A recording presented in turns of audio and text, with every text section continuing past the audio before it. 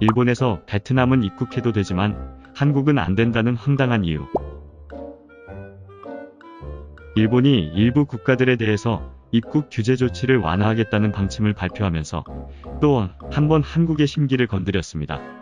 코로나19 확산세가 진정된 베트남, 태국, 호주, 뉴질랜드 4개 국가의 기업인들에게 우선적으로 입국 제한 조치를 완화하겠다면서 한국을 쏙 빼놓은 것입니다.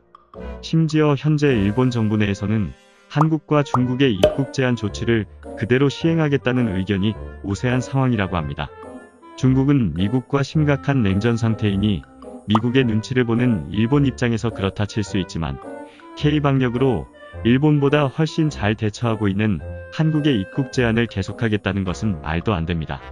입국 허용 여부는 코로나19 상황과 일본과의 경제관계에 따라 판단한 것이라고 했지만 사실상 여기에는 정치적인 이유도 크게 작용한 것 같습니다. 현재 한국에서 수출 규제 철회에 대한 답변을 늦어도 5월 31일까지는 내놓으라고 요구했으나 일본은 아직까지도 묵묵부답인 상태이기 때문입니다. 여기에는 한국에서 내린 일본 기업의 강제징용 피해 보상 판결, 그리고 한일 군사정보보호협정인 지소미아 종료 여부 등 여러가지 이슈가 복잡하게 얽혀 있습니다.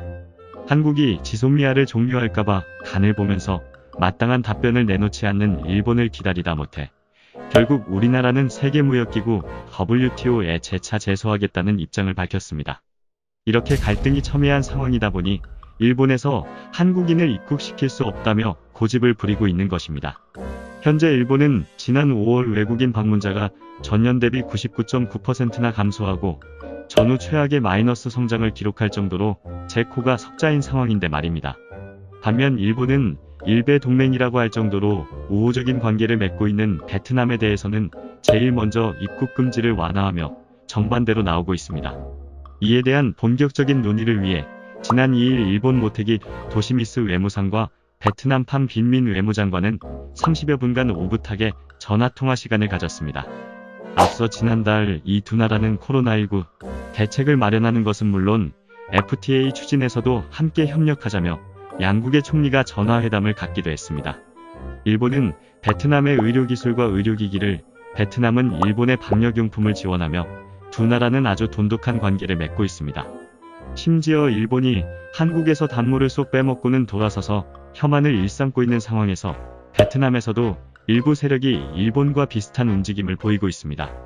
베트남에서는 코로나19 이후 한국을 혐오하는 세력들이 힘을 얻으며 일부 유튜버들도 혐한 콘텐츠를 올리는 것을 서슴지 않고 있습니다.